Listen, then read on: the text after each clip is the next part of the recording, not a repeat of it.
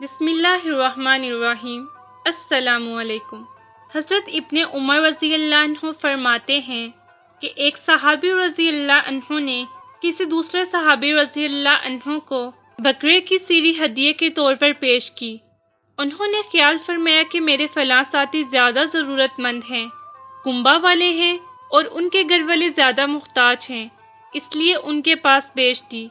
ان کو ایک تیسرے صاحب کے متعلق یہی خیال پیدا ہوا اور انہوں نے وہ بکرے کی سیری ان تیسرے صحابہ رضی اللہ عنہ کے پاس بیچ دی۔ غرض اسی طرح وہ بکرے کی سیری 7 گھروں میں پھر انہی صحابی کے گھر واپس لوٹ آئی جنہوں نے اس سیری کو دیا تھا۔ اس قصے سے ان حضرات کا ایک دوسرے کی ضروریات اپنی ضروریات سے زیادہ اہم اور مقدم معلوم ہونا کہ صحابہ رضی اللہ عنہ کیسے ایک دوسرے کا خیال کیا کرتے تھے۔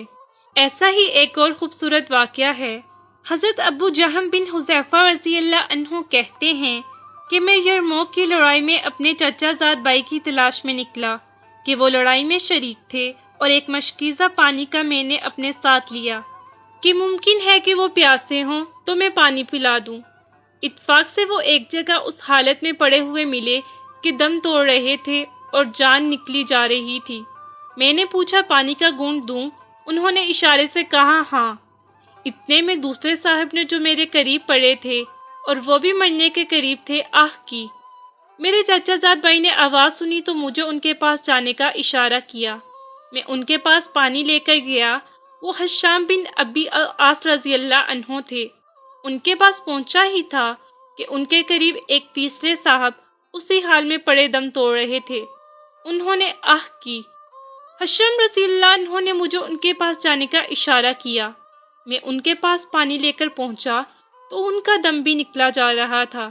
حشام رضی اللہ عنہ کے پاس واپس آیا تو وہ اپنے خالق حقیقی کے پاس جا چکے تھے۔